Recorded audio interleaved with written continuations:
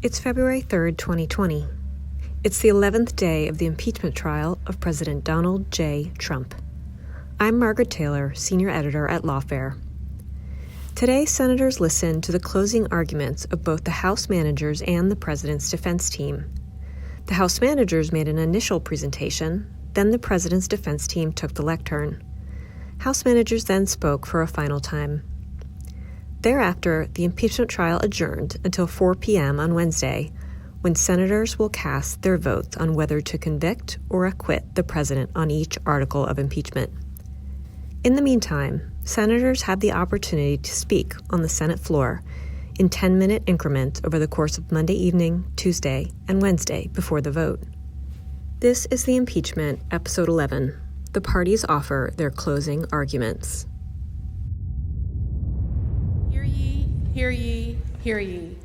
All persons are commanded to keep silence on pain of imprisonment while the Senate of the United States is sitting for the trials of the articles of impeachment exhibited by the House of Representatives against Donald John Trump, President of the United States. Mr. Chief Justice, members of the U.S. Senate, Counsel for the President. Almost 170 years ago, Senator Daniel Webster of Massachusetts took to the well of the old Senate chamber, not far from where I'm standing. He delivered what would become perhaps his most famous address, the 7th of March speech. Webster sought to rally his colleagues to adopt the Compromise of 1850, a package of legislation that he and others hoped would forestall a civil war brewing over the question of slavery. He said, "It is fortunate that there is a Senate of the United States, a body not yet moved from its propriety, not lost to a just sense of its own dignity and its own high responsibilities, and a body to which the country looks with confidence for wise, moderate, patriotic, and healing counsels. It is not to be denied that we live in the midst of strong agitations and are surrounded by very considerable dangers to our institutions of government. The imprisoned winds are let loose, but I have a duty to perform, and I mean to perform it with fidelity, not without a sense of surrounding dangers, but not without hope." Webster was wrong to believe that the Compromise of 1850 could prevent secession of the South, but I hope he was not wrong to put his faith in the Senate. Because the design of the Constitution and the intention of the framers was that the Senate would be a chamber removed from the sway of temporary political winds.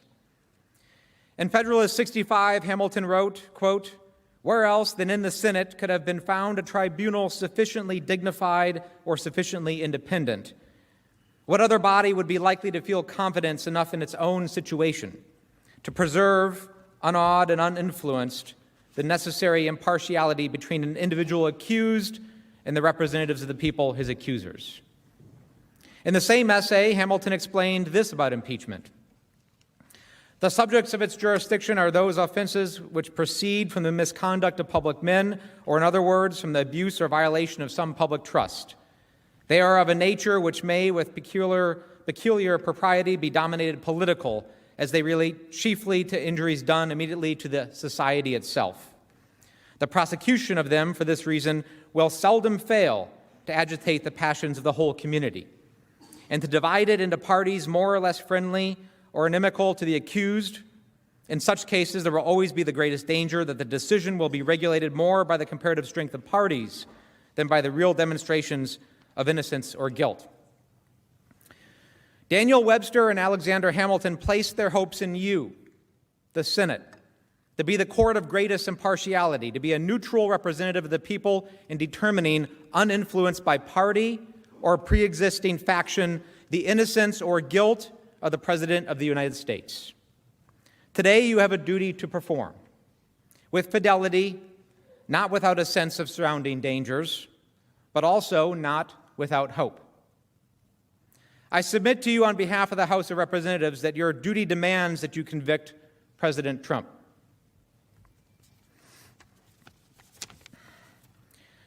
Now, I don't pretend that this is an easy process. It's not designed to be easy.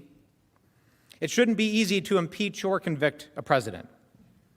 Impeachment is an extraordinary remedy, a tool only to be used in rare instances of grave misconduct. But it is in the Constitution for a reason. In America, no one is above the law. You've heard arguments from the President's Counsel that impeachment would overturn the results of the 2016 election. You have heard that in seeking the removal and disqualification of the President, the House is seeking to interfere in the next election. Senators, neither is true. And these arguments demonstrate a deeply misguided, or I think intentional effort to mislead about the role that impeachment plays in our democracy. If you believe, as we do, and as we have proven, that the President's efforts to use his official powers to cheat in the 2020 election jeopardize our national security and are antithetical to our democratic tradition, then you must come to no other conclusion that the President threatens the fairness of the next election and risks putting foreign interference between the voters and their ballots. Professor Dershowitz and the other counselors to the President have argued that if the President thinks that something is in his interest, then it is by definition in the interest of the American people. We have said throughout this process that we cannot and should not leave our common sense at the door. The logical conclusion this argument is that the President is the state, that his interests are the nation's interests, that his will is necessarily ours. You and I and the American people know otherwise. And we do not have to be constitutional scholars to understand that this is a position deeply at odds with our Constitution and our democracy. That believing in this argument or allowing the President to get away with misconduct based on this extreme view would render him above the law. But we know that this cannot be true. What you decide on these articles will have lasting implications for the future of the presidency, not only for this president, but for all future presidents. Whether or not the office of the presidency of the United States of America is above the law. In May of 1974, Barry Goldwater and other Republican congressional leaders went to the White House to tell President Nixon that it was time for him to resign and that they could no longer hold back the tide of impeachment over Watergate. Now, contrary to popular belief, the Republican Party did not abandon Nixon as the Watergate scandal came to light. It took years of disclosures and crisis and court battles. The party stood with Nixon through Watergate because he was a popular conservative president and his base was with him. So they were too.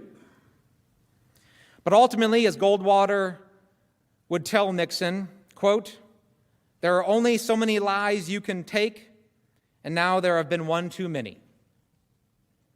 The President would have us believe that he did not withhold aid to course these sham investigations, that his July 25th call with the Ukrainians was perfect.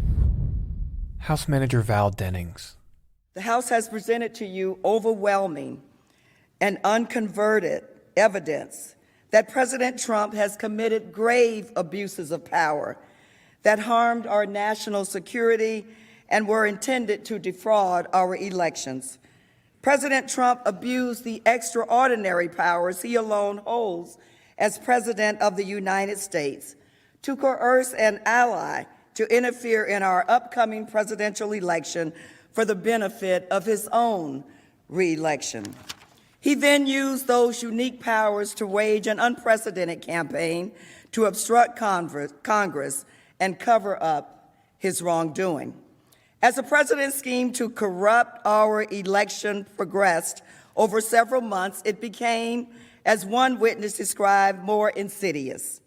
The president and his agents wielded the powers of the presidency and the full weight of the U.S. government to increase pressure on Ukraine's new president to coerce him to announce 2 sham investigations that would smear his potential election opponent and raise his political standing. By early September of last year, the president's pressure campaign appeared on the verge of succeeding. Until that is, the president got caught and the scheme was exposed. In response, President Trump ordered a massive cover-up, unprecedented in American history. He tried to conceal the facts from Congress, using every tool and legal window dressing he could to block evidence and muzzle witnesses. He tried to prevent the public from learning how he placed himself above country.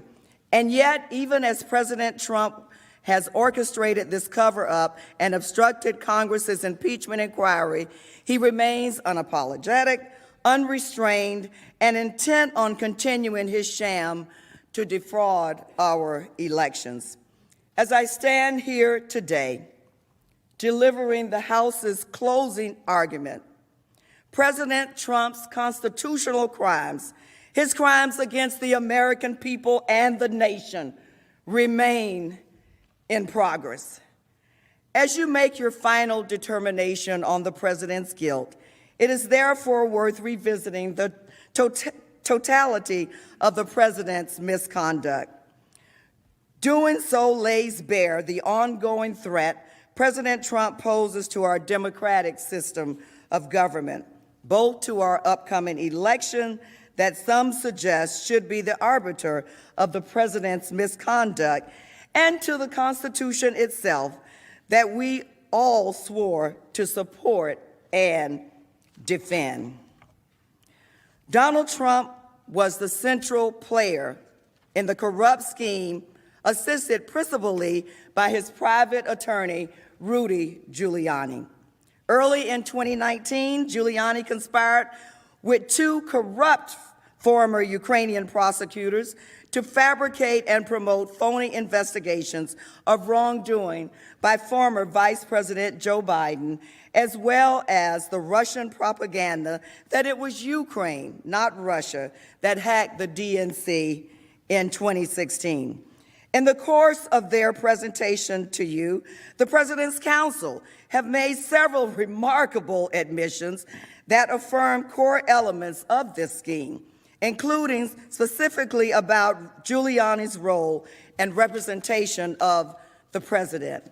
The President's Counsel has conceded that Giuliani sought to convince Ukraine to investigate the Bidens and alleged Ukraine election interference on behalf of his client, the president, and that the president's focus on these sham investigations was significantly informed by Giuliani, whose views the president adopted. Compounding this damning admission, the President's Counsel has also conceded that Giuliani was not conducting foreign policy on behalf of the president. They have confirmed that in pursuing these two investigations, Giuliani was working solely in the president's private, personal interest. And the president's personal interest is now clear: to cheat in the next election. As Giuliani would later admit, for the president's scheme to succeed, he first needed to remove the American ambassador to Ukraine, Marie Yovanovitch, an anti-corruption champion Giuliani viewed as an obstacle who, and I quote, was going to make the investigations difficult for everybody. Working with now indicted associates Lev Parnas and Igor Fruman, Giuliani orchestrated a bogus, months-long smear campaign against the ambassador that culminated in her removal in April. The president's sudden order to remove our ambassador came just 3 days after Ukraine's presidential election in late April, which saw a reformer, Volodymyr Zelensky, swept into office on an anti-corruption platform. President Trump called to congratulate Zelensky right after his victory. He invited President Zelensky to the White House and agreed to send Vice President Pence to his inauguration. But 3 weeks later, after Rudy Giuliani was denied a meeting with President Zelensky, President Trump abruptly ordered Vice President Pence to cancel his trip. Instead, a lower-level delegation led by 3 of President Trump's political appointees, Secretary of Energy Rick Perry, Ambassador to the European Union Gordon Sondland, and Special Representative for Ukraine negotiations Kurt Volker, attended Zelensky's inauguration the following week. These 3 returned from Ukraine impressed with President Zelensky In a meeting shortly thereafter with President Trump in the Oval Office, they relayed their positive impression of the new Ukrainian president and encouraged President Trump to schedule the White House meeting he promised in his first call. But President Trump reacted negatively. He railed that Ukraine tried to take me down in 2016, and in order to schedule a White House visit for President Zelensky, President Trump told the delegation that they would have to, and I quote, talk to Rudy. It is worth pausing here to consider the importance of this meeting in late May. This is the moment that President Trump successfully hijacked the tools of our government to serve his corrupt personal interests. When the president's domestic political errand, as one witness famously described it, began to overtake and subordinate U.S. foreign policy and national security interests. By this point in the scheme, Rudy Giuliani was advocating very publicly for Ukraine to pursue the two sham investigations. But his request to meet with President Zelensky was rebuffed by the new Ukrainian president. According to reports about Ambassador Bolton's account, soon to be available, if not to this body, then to bookstores near you, appointees made clear to Ukraine that a meeting at the White House would only be scheduled if Ukraine announced the sham investigations. According to a July 19 email, the White House has tried to suppress this drug deal, as Ambassador Bolton called it, was well known among the president's most senior officials, including his chief of staff, Mick Mulvaney, and Secretary of State, Mike Pompeo. And it was relayed directly to senior Ukrainian officials by Gordon Sondland on July 10 at the White House. Everyone was in the loop. The evidence is unequivocal. Despite this pressure, by mid-August, President Zelensky resisted such an explicit announcement of the two politically motivated investigations desired by President Trump. As a result, the White House meeting remained unscheduled, just as it remains unscheduled to this day. During this same time frame in August, the president persisted in maintaining the hold on the aid, despite warnings that he was breaking the law by doing so, as an independent watchdog recently confirmed that he did. According to the evidence presented to you, the president's entire cabinet believed he should release the aid because it was in the national security interests of our country. Ambassador Sondland testified that the only logical conclusion was that the president was also withholding military assistance to increase the pressure on Ukraine to announce the investigations. As Sondland and another witness testified, this conclusion was as simple as 2 + 2 = 4. If the White House meeting wasn't sufficient leverage to extract the announcements he wanted, Trump would use the frozen aid as his hammer. Secretary Pompeo confirmed Sondland's conclusion in an August 22 email. It was also clear that Vice President Pence was aware of the quid pro quo over the aid and was directly informed of such in Warsaw on September 1, after the freeze had become public and Ukraine became desperate. This is an important point. The president claims that Ukraine did not know of the freeze in aid, though we know this to be false. As the former deputy foreign minister has admitted publicly, they found out about it within days of the July 25th call and kept it quiet. But no one can dispute that even after the whole became public on August 28th, President Trump's representatives continued their efforts to secure Ukraine's announcement of the investigations.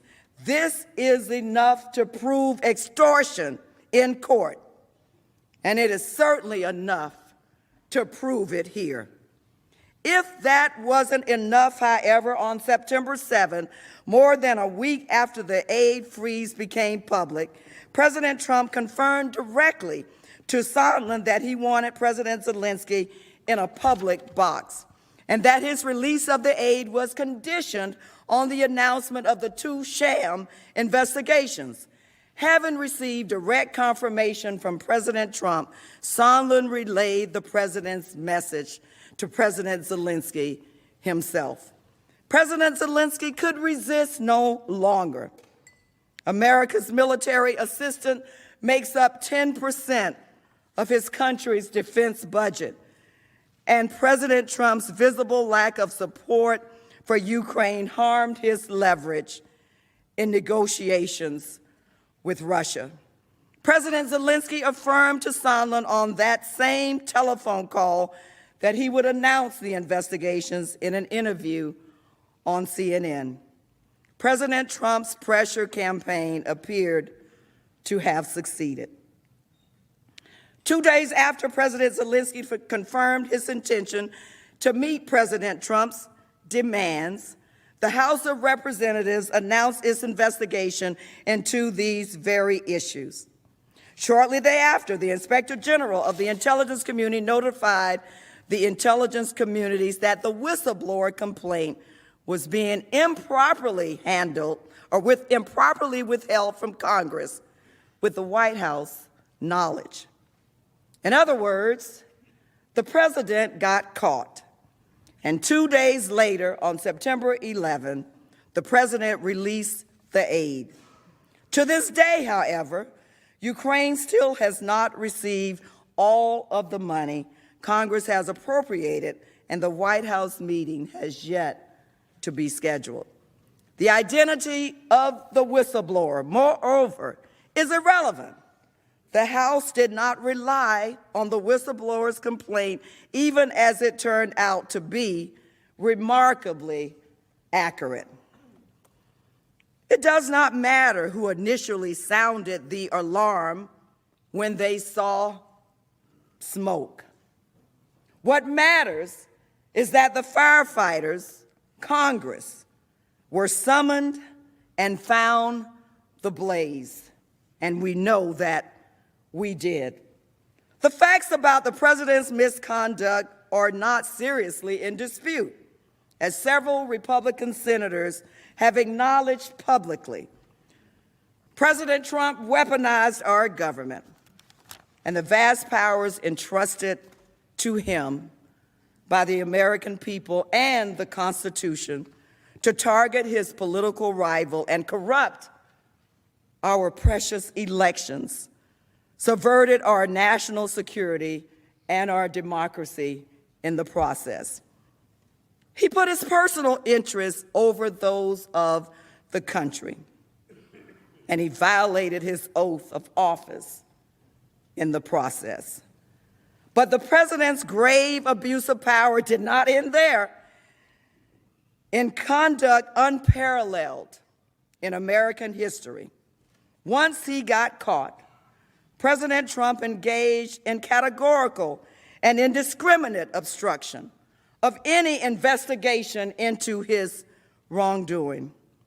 He ordered every government agency and every official to defy the House's impeachment inquiry.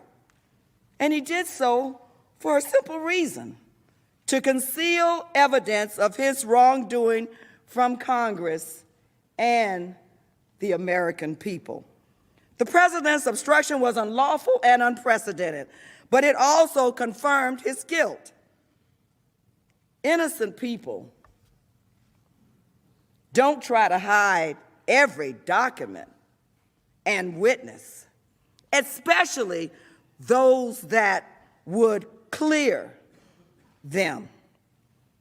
But it would be a mistake to view the president's obstruction narrowly, as the president's counsel have tried to portray it.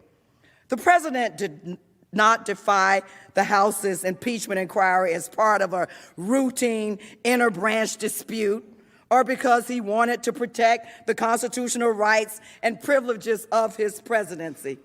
He did it consistent with his vow to fight all subpoenas. The second article of impeachment goes to the heart of our Constitution and our democratic system of government. The framers of the Constitution purposefully entrusted the power of impeachment in the legislative branch so that it may protect the American people from a corrupt president. The President's Counsel offered bad faith and meritless legal arguments as transparent legal window dressing intended to legitimize and justify the President's efforts to hide evidence of his misconduct. We've explained why all of these legal excuses hold no merit. The President's argument is as shameless as it is hypocritical. The President's Counsel is arguing in this trial that the House should have gone to court to enforce its subpoenas, while at the same time, the President's own Department of Justice is arguing in court that the House could not enforce the subpoenas through the courts. And you know what remedy they say in court is available to the House? Impeachment for obstruction of Congress. This is not the first time this argument has been made. President Nixon made it too, but it was roundly rejected by the House Judiciary Committee 45 years ago, when the committee passed an article for obstruction of Congress for far less serious obstruction than we have here. The committee concluded that it was inappropriate to enforce its subpoenas in court.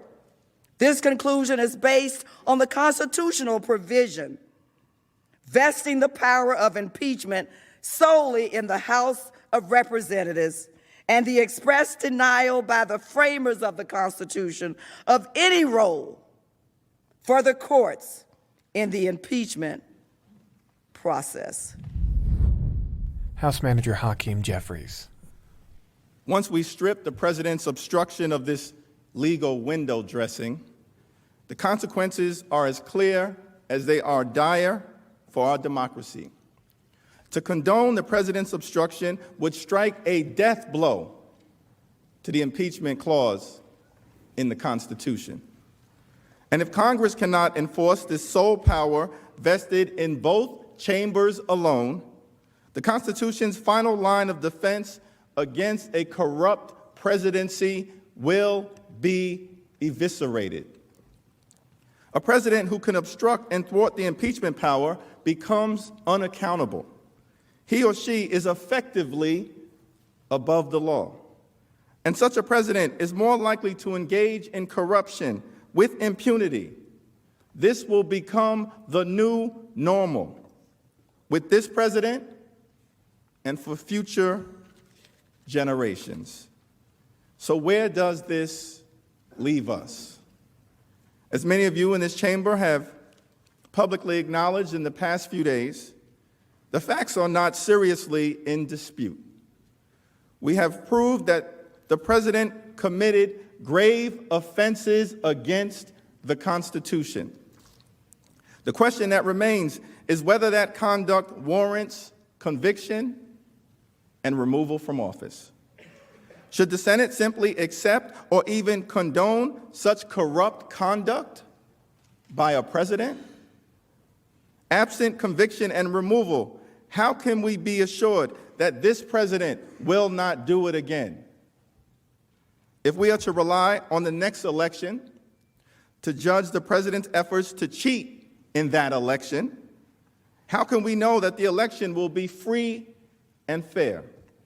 How can we know that every vote will be free from foreign interference solicited by the president himself? With President Trump, the past is prologue. This is neither the first time that the president solicited foreign interference in his own election, nor is it the first time that the president tried to obstruct an investigation into his misconduct. But you will determine whether it will be his last. As we speak, the president continues his wrongdoing unchecked and unashamed.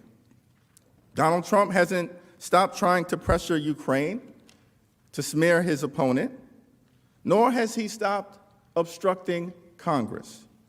His political agent, Rudolph Giuliani, recently returned to the scene of the crime in Ukraine to manufacture more dirt for his client, the President of the United States.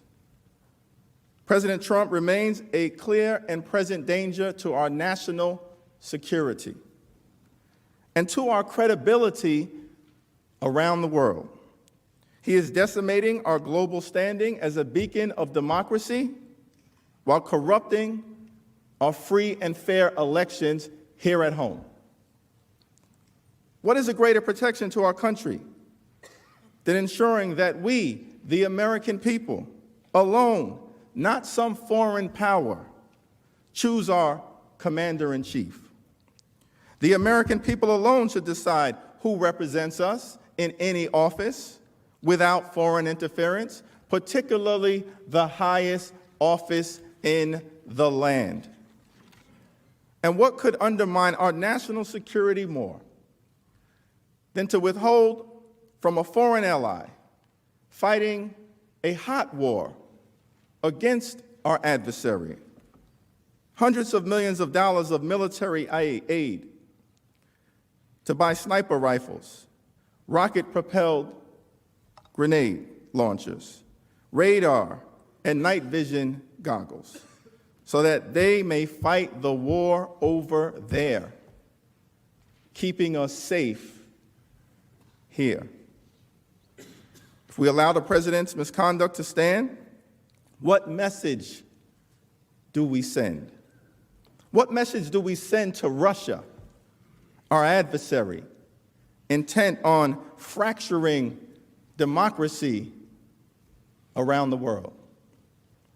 What will we say to our European allies already concerned with this president about whether the United States will continue to support our NATO commitments that have been a pillar of our foreign policy since World War II?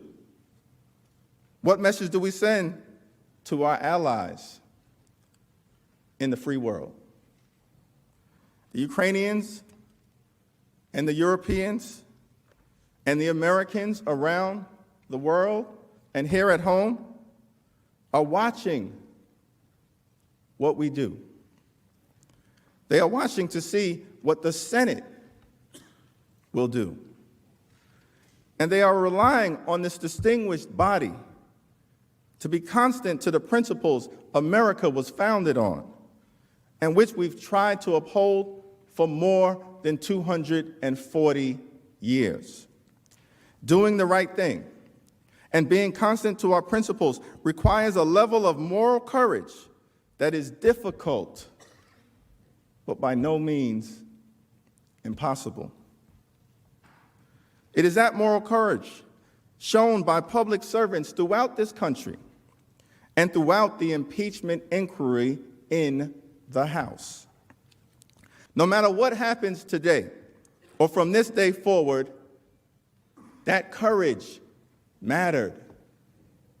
Whatever the outcome in this trial, we will remain vigilant in the House.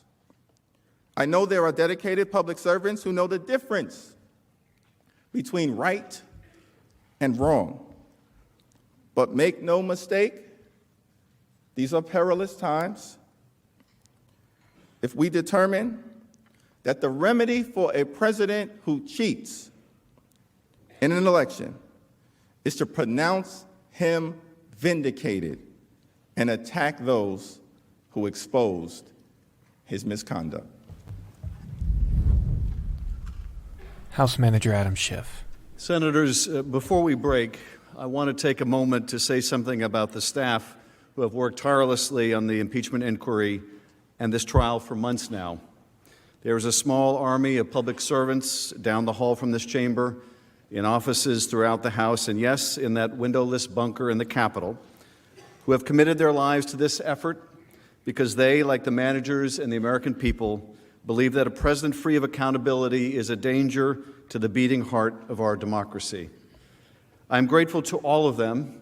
Some of those staff, including some singled out in this chamber, have been made to endure the most vicious false attacks to the point where they feel their lives have been put at risk.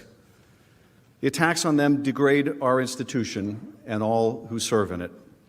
You have asked me why I hired certain of my staff, and I will tell you, because they're brilliant, hardworking, patriotic, and the best people for the job. And they deserve better than the attacks they have been forced to suffer. Members of the Senate, Mr. Chief Justice, I want to close this portion of our statement by reading you the words of our dear friend and former colleague in the House, the late Elijah Cummings, who said this on the day that the Speaker announced the beginning of the impeachment inquiry. As elected representatives, he said, of the American people, we speak not only for those who are here with us now, but for generations yet unborn. Our voices today are messages to a future we may never see. When the history books are written about this tumultuous era, I want them to show that I was among those in the House of Representatives who stood up to lawlessness and tyranny.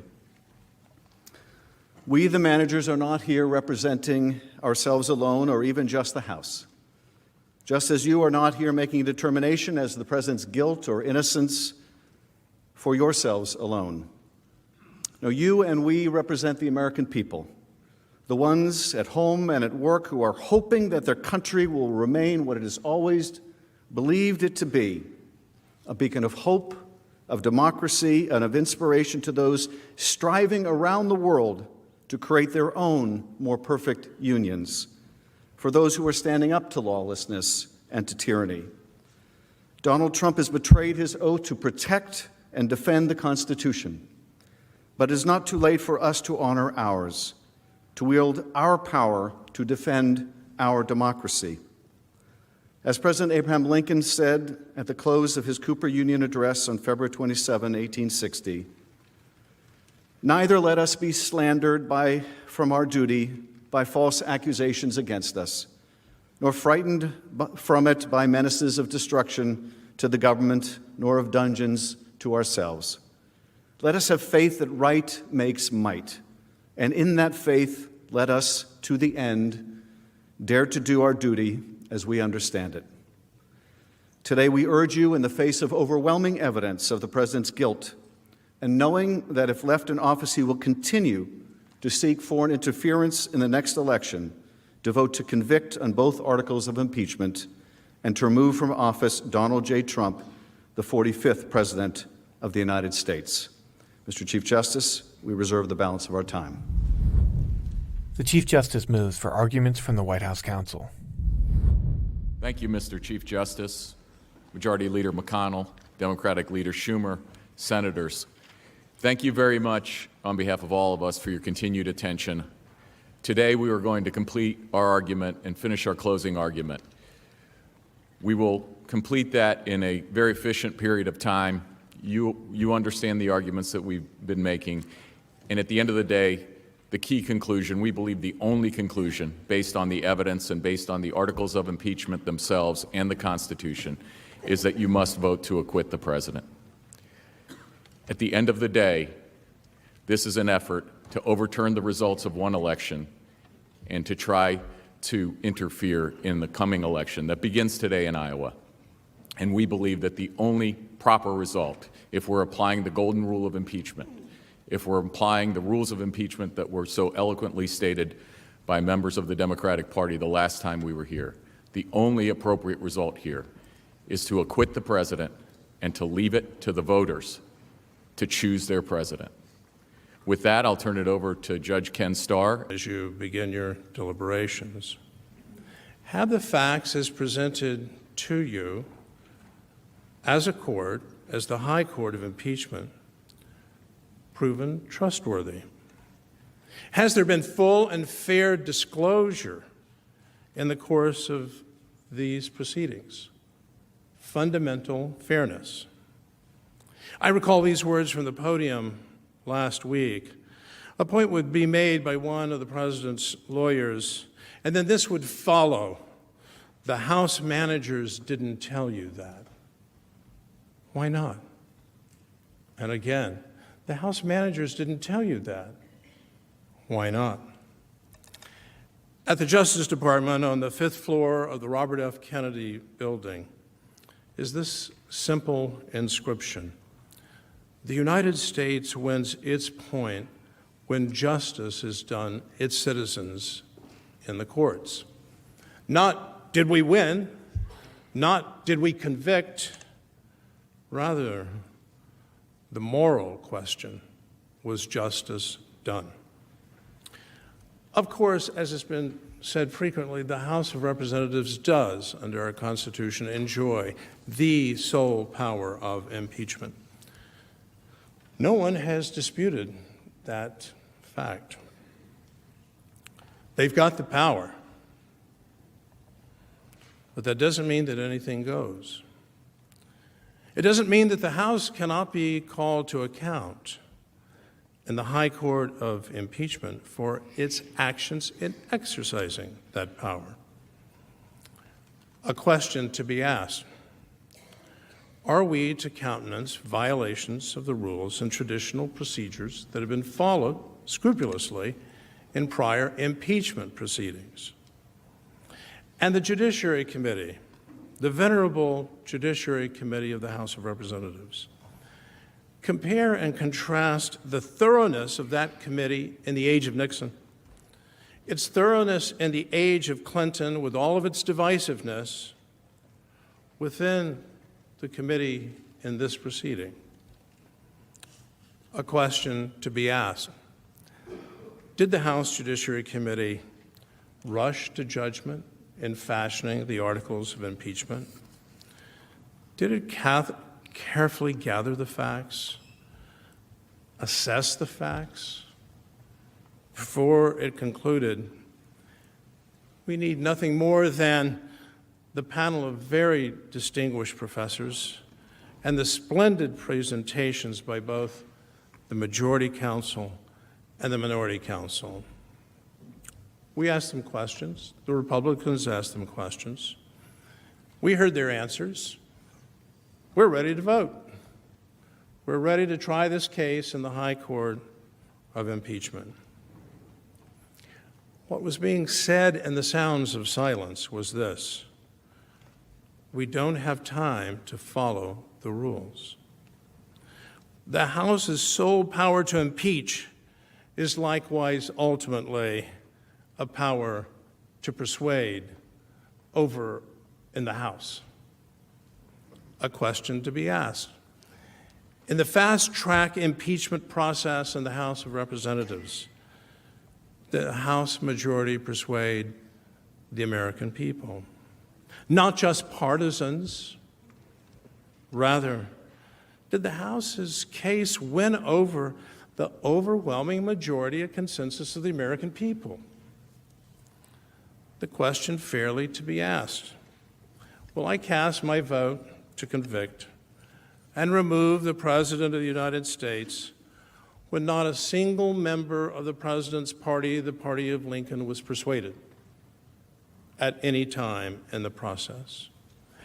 In contrast, and when I was here last week, I noted for the record of these proceedings that in the Nixon impeachment, the House vote to authorize the impeachment inquiry was 410 to 4. In the Clinton impeachment, divisive, controversial, 31 Democrats voted in favor of the impeachment inquiry. Here, of course, and in sharp contrast, the answer is none. It is said that we live in highly and perhaps hopelessly partisan times. It is said that no one is open to persuasion anymore. They're getting their news entirely from their favorite media platform, and that platform of choice is fatally deterministic. There are a number of reasons why the articles of impeachment are deficient and must fail. My colleagues have spent the past week describing those reasons. In my time today, I'd like to review just a few core facts, which again, remember, are all drawn from the record on which the President was impeached in the House and that the House managers brought to this body in support of the President's removal. First, the President did not condition security assistance or a meeting on anything during the July 25 call.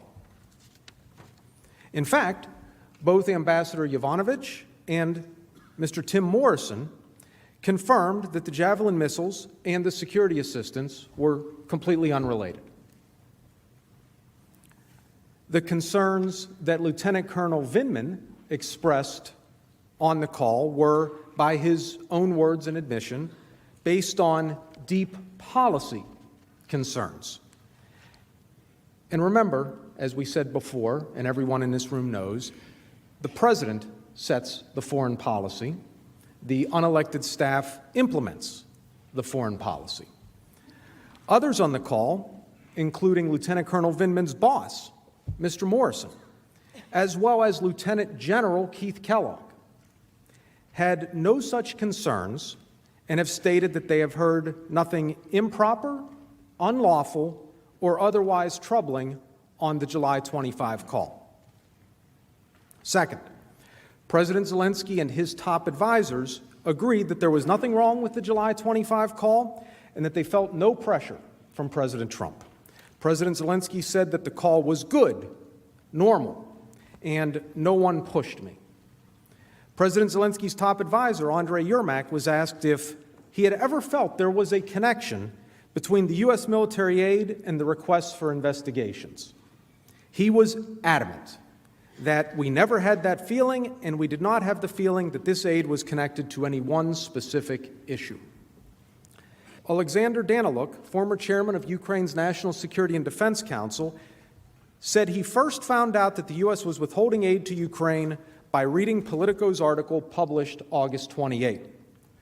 Mr. Daniluk also said there was panic within the Zelensky administration when they found out about the hold from the Politico article, indicating that the highest levels of the administration were unaware of the pause until the article was published. And if that's not enough, Ambassador Volker, Ambassador Taylor, Deputy Assistant Secretary of State George Kent, and Mr. Morrison all also testified that the Ukrainians did not know about the security hold until the Politico article on August 28. And we showed you the text message from Mr. Yermak to Ambassador Volker just hours after the Politico article was published. The House managers also mentioned Lieutenant Colonel Vindman, who claimed to have vague recollections of fielding unspecified queries about aid from Ukrainians in the mid-August timeframe. But Lieutenant Colonel Vindman ultimately agreed that the Ukrainians first learned about the hold on security assistance probably around when the first stories emerged in the open source. And former Deputy Foreign Minister Olena Zerkal's claim that she knew about the pause in July is inconsistent. None of the House witnesses testified that President Trump ever said there was any linkage between security assistance and investigations. When Ambassador Sondland asked the President on approximately September 9, the President told him, "I want nothing. I want nothing. I want no quid pro quo." Even earlier, on August 31, Senator Ron Johnson asked the President if there was any connection between security assistance and investigations. The President answered, "No way. I would never do that. Who told you that?" Undersecretary of State David Hale, Mr. Kent, and Ambassador Volker all testified that they were not aware of any connection whatsoever between security assistance and investigations. The House managers repeatedly point to a statement by Acting Chief of Staff Mick Mulvaney during an October press conference.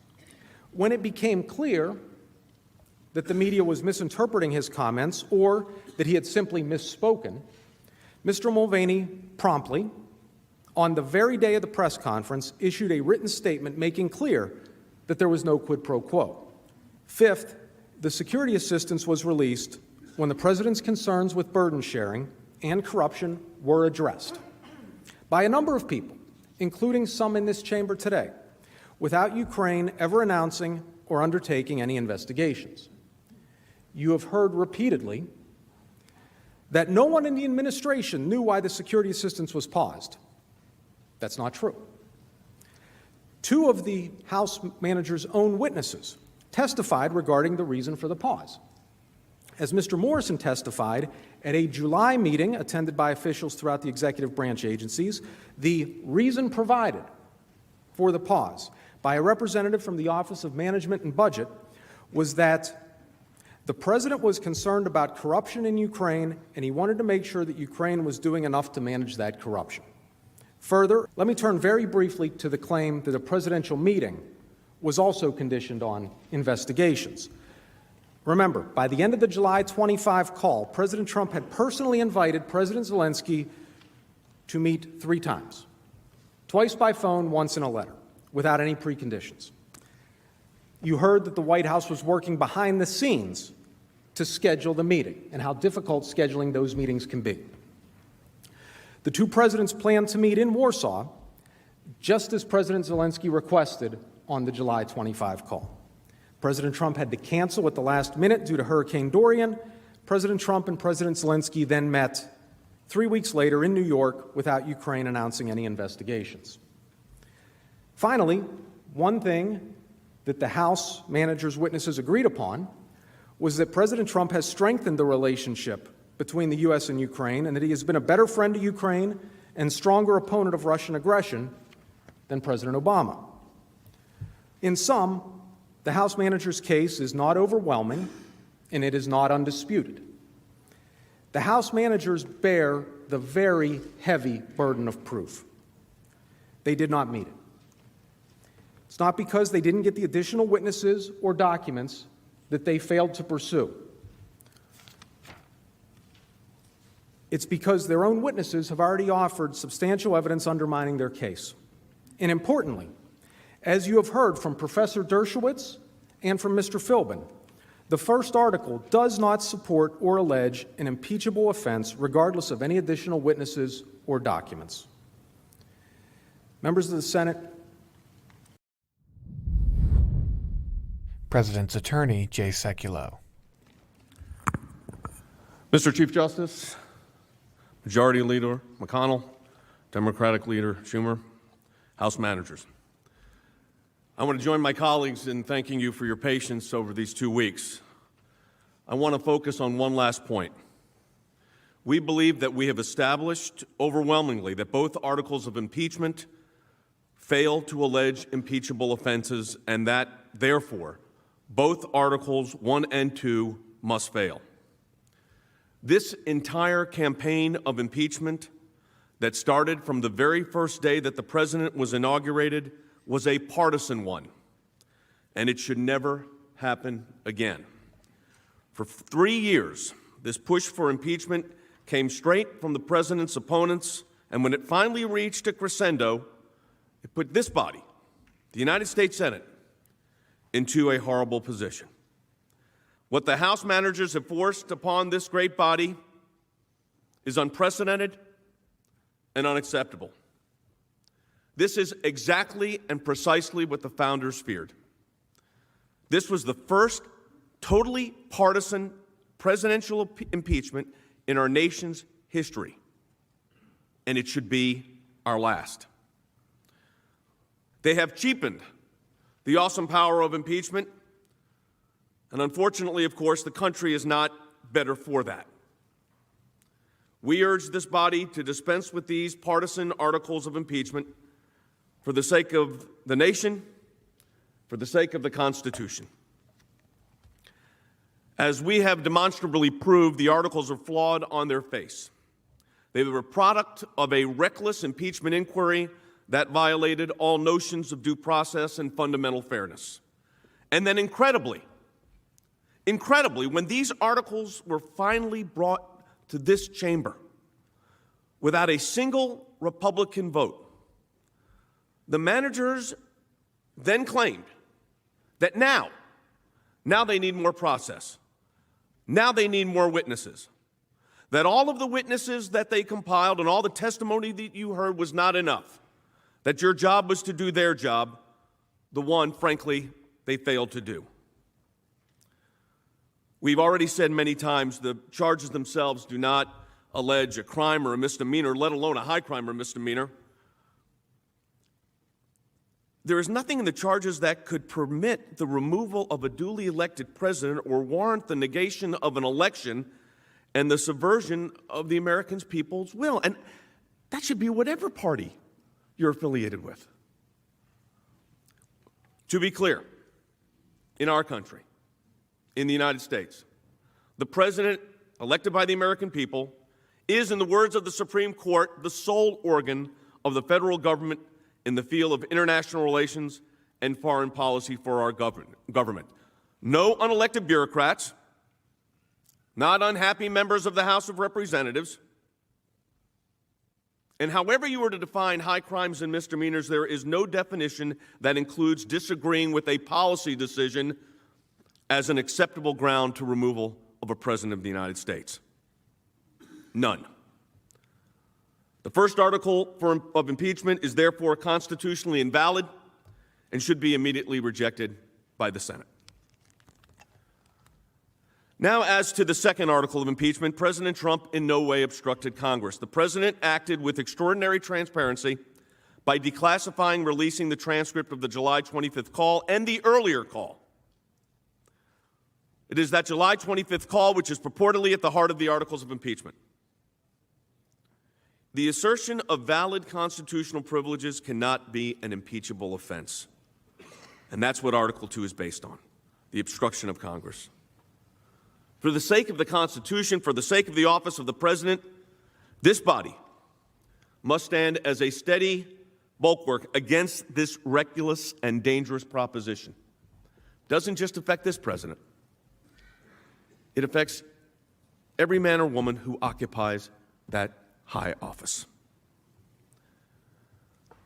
So as we said with the first article of impeachment, we believe the second article of impeachment is invalid. It should also be rejected. In passing the first article of impeachment, the House attempted to usurp the president's constitutional power to determine policy, especially foreign policy. By approving both articles, the House of Representatives violated our constitutional order, illegally abused their power of impeachment in order to obstruct the president's ability to faithfully execute the duties of his office.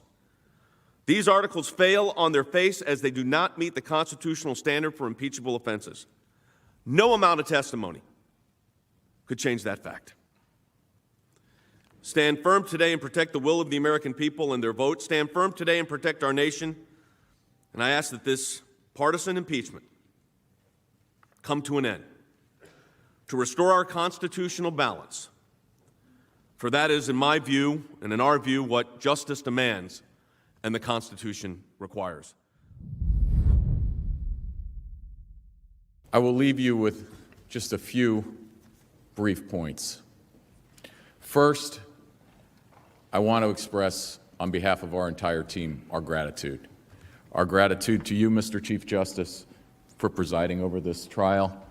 Our gratitude to you, Leader McConnell.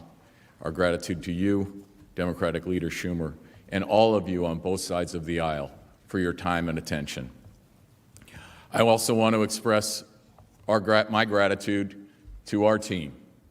I want to thank, as members of that team, the Republican members of the House of Representatives who have also been engaged in that effort throughout this entire period of time. I would make just a couple of additional points. Number one, as we've said repeatedly, we've never been in a situation like this in our history. We have an impeachment that is purely partisan and political. It's opposed by bipartisan members of the House. It does not even allege a violation of law. It is passed in an election year, and we're sitting here on the day that election season begins in Iowa. It is wrong. There is only one answer to that, and the answer is to reject those articles of impeachment, to have confidence in the American people, to have confidence in the result of the upcoming election, to have confidence and respect for the last election and not throw it out, and to leave. Point number two, I believe the American people are tired of the endless investigations and false investigations that have been coming out of the House from the beginning, as my colleague, Mr. Sekulow, pointed out. It is a waste of tax dollars. It is a waste of the American people's time. And I would argue, more importantly, most importantly, the opportunity cost of that, what you could be doing, what the House could be doing, working with the President. He's achieved successful results in the economy and across so many other areas, working with you on both sides of the aisle, and he wants to continue to do that.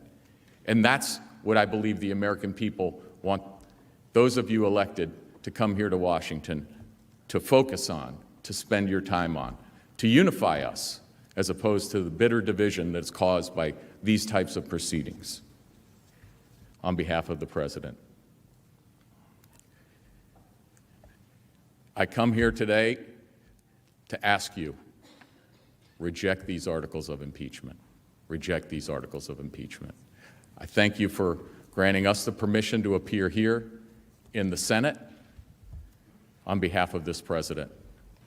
And I ask you, on his behalf, on behalf of the American people, to reject these articles. Thank you. Mr. Chief Justice and Senators, it's a problem that here at the end of the trial, the President's lawyers still dispute the meaning of high crimes and misdemeanors. Some say it requires an ordinary crime, or that if the President misbehaves when he thinks it's good for the country, it's okay. Neither is correct. We need to clear this up by looking at what the founders said.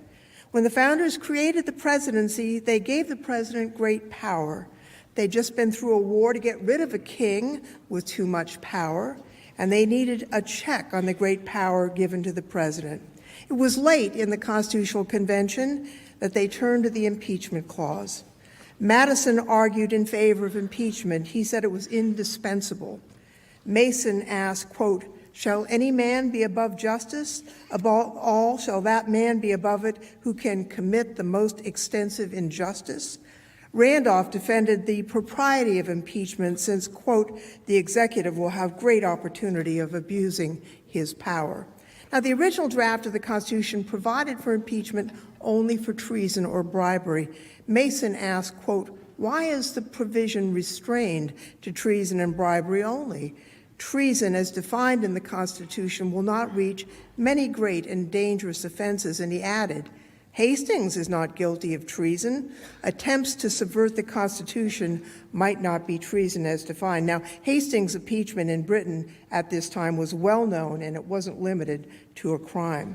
They considered adding the word maladministration to capture abuse of presidential power, but Madison objected. He said so vague a term would be equivalent to tenure during the pleasure of the Senate. So maladministration was withdrawn and replaced with the more certain term, high crimes and misdemeanors, because the founders knew the law.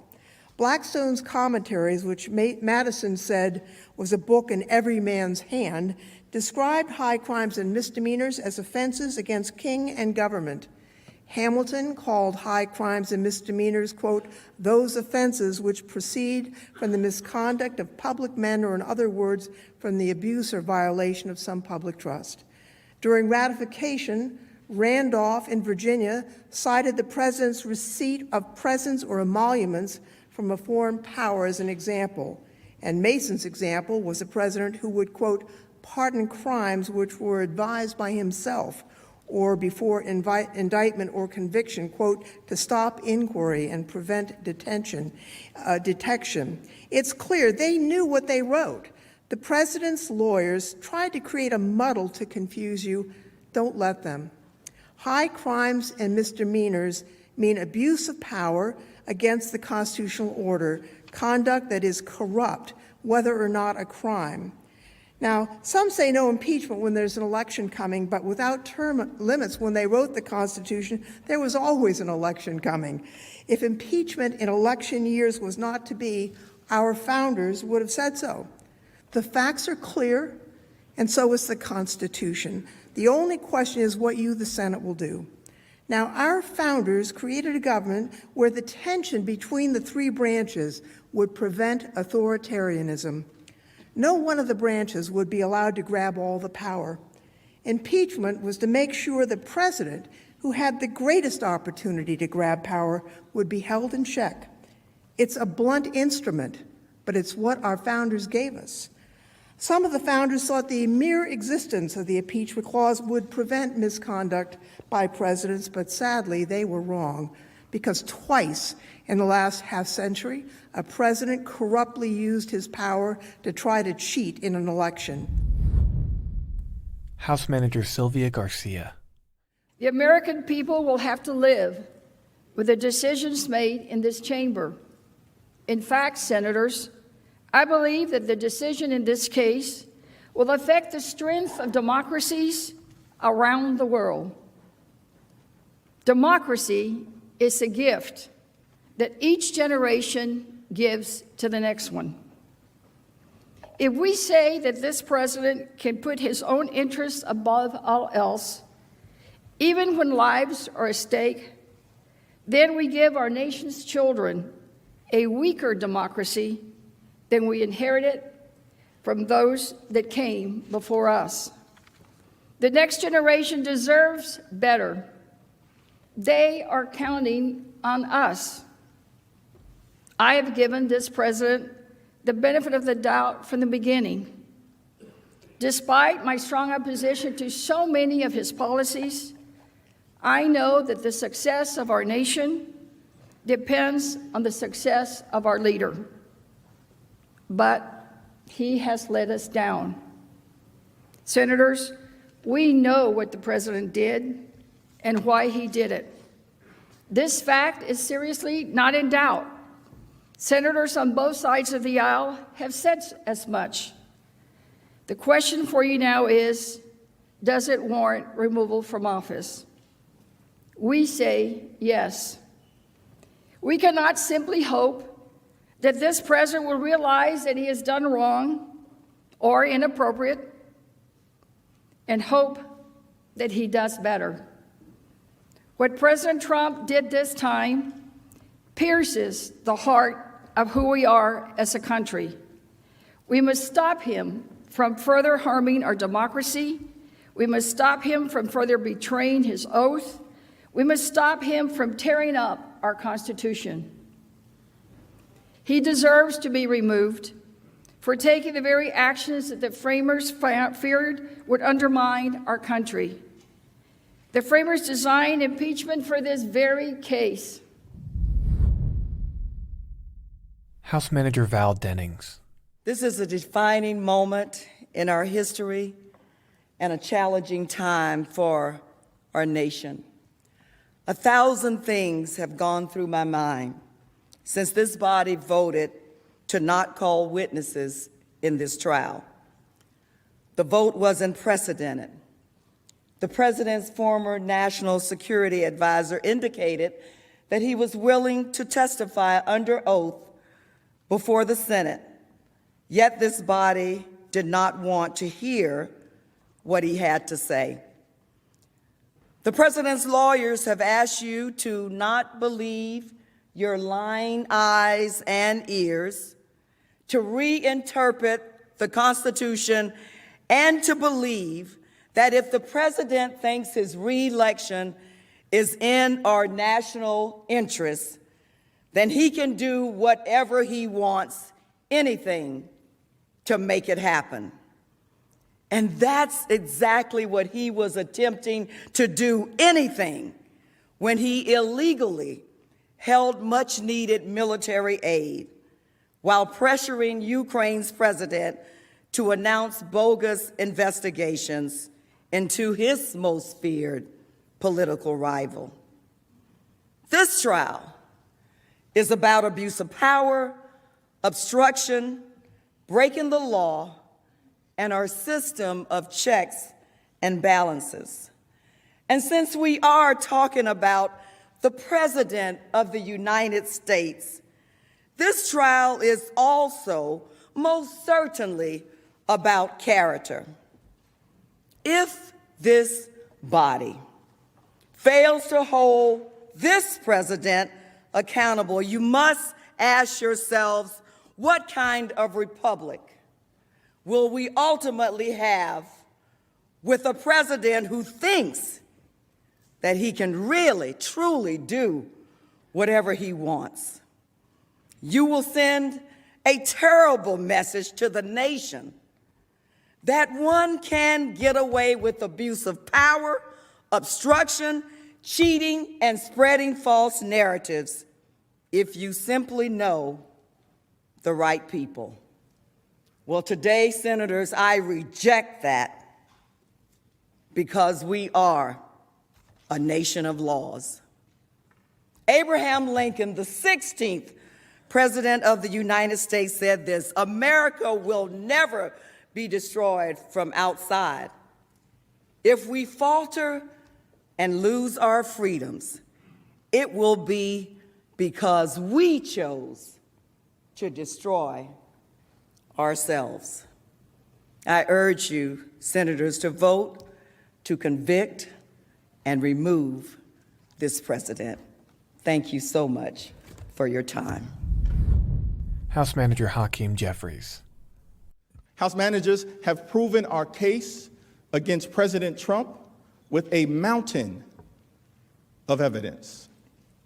If the Senate chooses to acquit under these circumstances, then America is in the wilderness. If the Senate chooses to normalize lawlessness, if the Senate chooses to normalize corruption, if the Senate chooses to normalize presidential abuse of power, then America is in the wilderness. If the Senate chooses to acquit President Trump without issuing a single subpoena, without interviewing a single witness, without reviewing a single new document, then America is truly in the wilderness. But all is not lost. Even at this late hour, the Senate can still do the right thing. America is watching. The world is watching. The eyes of history are watching. House Manager Adam Schiff. Mr. Chief Justice, I want to begin by thanking you for the distinguished way you have presided over these proceedings. Senators, we are not enemies, but friends. We must not be enemies. If Lincoln could speak these words during the Civil War, surely we can live them now and overcome our divisions and our animosities. It is midnight in Washington. The lights are finally going out in the Capitol after a long day in the impeachment trial of Donald J. Trump. The Senate heard arguments only hours earlier on whether to call witnesses and require the administration to release documents it has withheld. Counsel for the President still maintains the President's innocence while opposing any additional evidence that would prove otherwise. It is midnight in Washington. But on this night, not all the lights have been extinguished. Somewhere in the bowels of the Justice Department, Donald Trump's Justice Department, a light remains on. Someone has waited until the country is asleep to hit send, to inform the court in a filing due that day that the Justice Department, the department that would represent justice, is refusing to produce documents directly bearing on the President's decision to withhold military aid from Ukraine. The Trump administration has them, it is not turning them over, and it does not want the Senate to know until it is too late. Send. That's what happened last Friday night, when you left home for the weekend. In a replay of the duplicity we saw during the trial, when the President's lawyers argued here that the House must go to court and argued in court that the House must come here, they were at it again, telling the court in a midnight filing that it would not turn over relevant documents, even as they argued here that they were not covering up the President's misdeeds. Midnight in Washington. All too tragic, a metaphor for where the country finds itself at the conclusion of only the third impeachment in history and the first impeachment trial without witnesses or documents, the first such trial or non-trial in impeachment history. Having failed to persuade this Senate or the public that there was no quid pro quo, having offered no evidence to contradict the record, the president's team opted in a kind of desperation for a different kind of defense. First, prevent the Senate and the public from hearing from witnesses with the most damning accounts of the president's misconduct. And second, fall back on a theory of presidential power so broad and unaccountable that it would allow any occupant of 1600 Pennsylvania to be as corrupt as he chooses while the Congress is powerless to do anything about it. That defense collapsed of its own dead weight. Presidents may abuse their power with impunity, they argued. Abuse of power is not a constitutional crime, they claimed. Only statutory crime is a constitutional crime, even though there were no statutory crimes when the Constitution was adopted. The president had to look far and wide to find a defense lawyer to make such an argument, unsupported by history, the founders, or common sense. The Republican expert witness in the House would not make it. Serious constitutional scholars would not make it. Even Alan Dershowitz would not make it. At least he wouldn't in 1998. But this has become the president's defense. And yet, this defense proved indefensible. If abuse of power is not impeachable, even though it is clear the founders considered it the highest of all high crimes and misdemeanors, but if it were not impeachable, then a whole range of utterly unacceptable conduct in a president would now be beyond reach. Trump could offer Alaska to the Russians in exchange for support in the next election, or decide to move to Mar-a-Lago permanently and let Jared Kushner run the country, delegating to him the decision whether to go to war. Because those things are not necessarily criminal, this argument would allow that he could not be impeached for such abuses of power. Of course, this would be absurd. More than absurd, it would be dangerous. And so Mr. Dershowitz tried to embellish his legal creation and distinguish among those abuses of power which would be impeachable from those which wouldn't. Abuses of power that would help the president get reelected were permissible and therefore unimpeachable, and only those for pecuniary gain were beyond the pale. Under this theory, as long as the president believed his reelection was in the public interest, he could do anything, and no quid pro quo was too corrupt. No damage to our national security too great. This was such an extreme view that even the president's other lawyers had to run away from it. So what are we left with? The House has proven the president's guilt. He tried to coerce an ally into helping him cheat by smearing his opponent. He betrayed our national security in order to do it when he withheld military aid to our ally and violated the law to do so. He covered it up, and he covers it up still. His continuing obstruction is a threat to the oversight and investigatory powers of the House and Senate, and if left unaddressed, will permanently and dangerously alter the balance of power. These undeniable facts required the president to retreat to his final defense. He's guilty as sin, but can't we just let the voters decide? He's guilty as sin, but why not let the voters clean up this mess? And here, to answer that question, we must look at the history of this presidency and to the character of this president, or lack of character, and ask, can we be confident that he will not continue to try to cheat in that very election? Can we be confident that Americans and not foreign powers will get to decide, and that the president will shun any further foreign interference in our democratic affairs? And the short, plain, sad, incontestable answer is no, you can't. You can't trust this president to do the right thing, not for 1 minute, not for one election, not for the sake of our country. You just can't. He will not change, and you know it. In 2016, he invited foreign interference in our election. Hey, Russia, if you're listening, hack Hillary's emails, he said, and they did, immediately.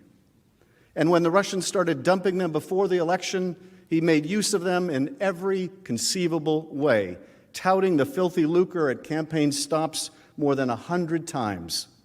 When he was investigated, he did everything he could to obstruct justice, going so far as to fire the FBI director and try to fire the special counsel, and ask the White House counsel to lie on his behalf. During the same campaign, while telling the country he had no business dealings with Russia, he was continuing to actively pursue the most lucrative deal of his life, a Trump Tower in the heart of Moscow. 6 close associates of the president would be indicted or go to jail in connection with the president's campaign, Russia, and the effort to cover it up. On the day after that tragic chapter appeared to come to an end with Bob Mueller's testimony, Donald Trump was back on the phone, this time with another foreign power, Ukraine, and once again seeking foreign help with his election. Only this time, he had the full powers of the presidency at his disposal. This time, he could use coercion. This time, he could withhold aid from a nation whose soldiers were dying every week. This time, he believed he could do whatever he wanted under Article 2. And this time, when he was caught, he could make sure that the Justice Department would never investigate the matter.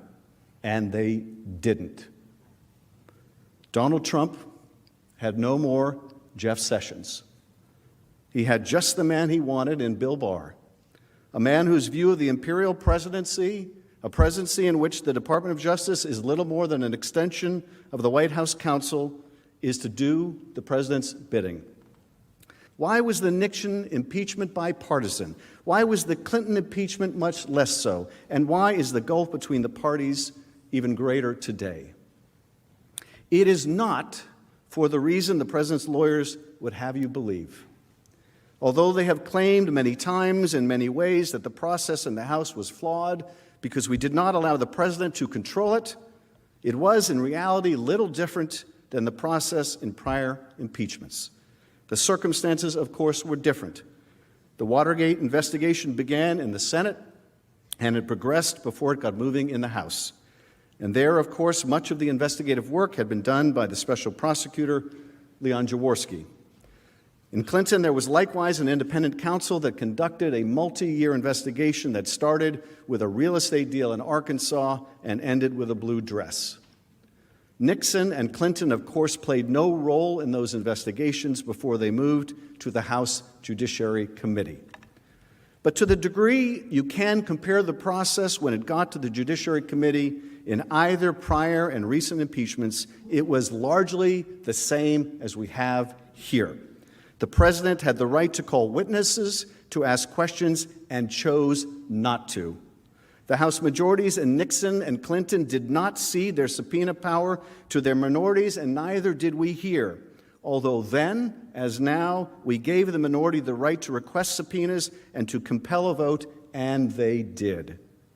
So the due process the House provided here was essentially the same and in some ways even greater. Nevertheless, the president's counsel hopes that through sheer repetition, they can convert non-truth into truth. Do not let them. Every single court to hear Mr. Philbin's arguments has rejected them. The subpoenas are invalid, rejected by the McGahn court. They have absolute immunity, rejected by the McGahn court. Privilege may conceal crime or fraud, rejected by the court in Nixon. But if the process here was substantially the same, the facts of the president's misconduct were very different from one impeachment to the next. The Republican Party of Nixon's time broke into the DNC, and the president covered it up. Nixon, too, abused the power of his office to gain an unfair advantage over his opponent. But in Watergate, he never sought to coerce a foreign power to aid his reelection, nor did he sacrifice our national security in such a palpable and destructive way as withholding aid from an ally at war. And he certainly did not engage in the wholesale obstruction of Congress or justice that we have seen this president commit. The facts of the President Clinton's misconduct pale in comparison to Nixon and do not hold a candle to Donald Trump. Lying about an affair is morally wrong, and when under oath it is a crime, but it had nothing to do with his duties in office. The process being the same, the facts of President Trump's misconduct being far more destructive than either past president, what then accounts for the disparate result in bipartisan support for his removal? What has changed? The short answer is we have changed. The members of Congress have changed. For reasons as varied as the stars, the members of this body and ours in the House are now far more accepting of the most serious misconduct of a president as long as it is a president of one's own party.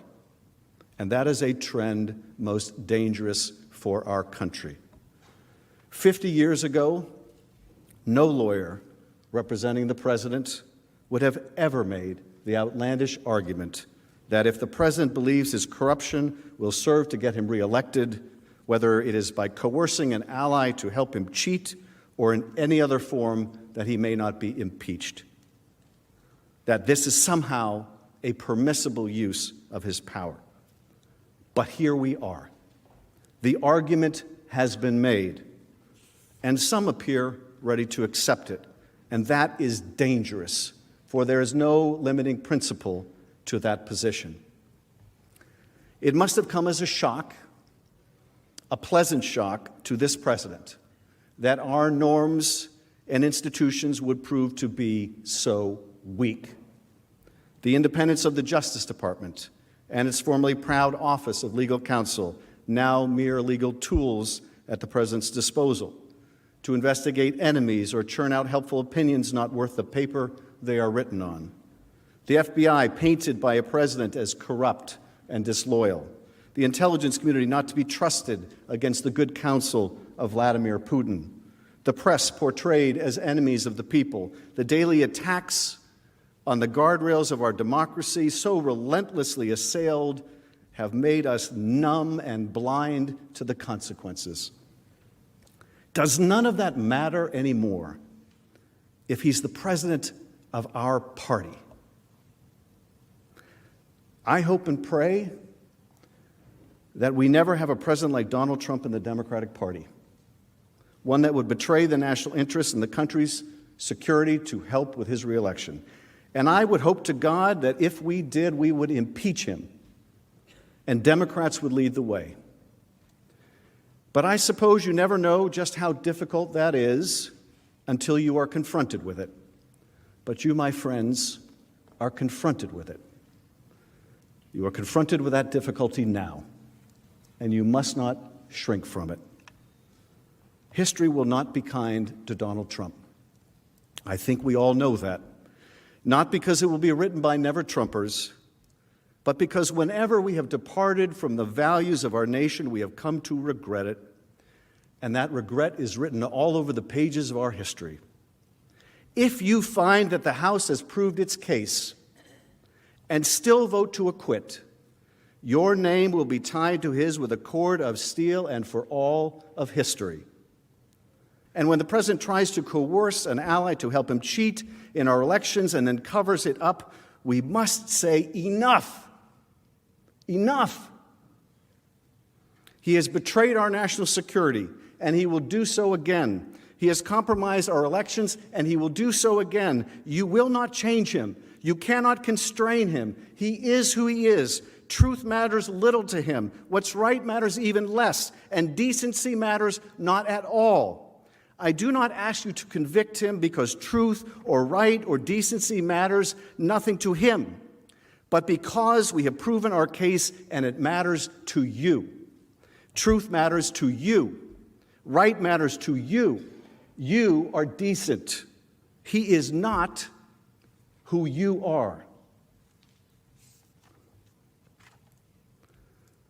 In Federalist 55, James Madison wrote that there were certain qualities in human nature, qualities I believe like honesty, right, and decency, which should justify our confidence in self-government. He believed that we possessed sufficient virtue, that the chains of despotism were not necessary to restrain ourselves from destroying and devouring one another.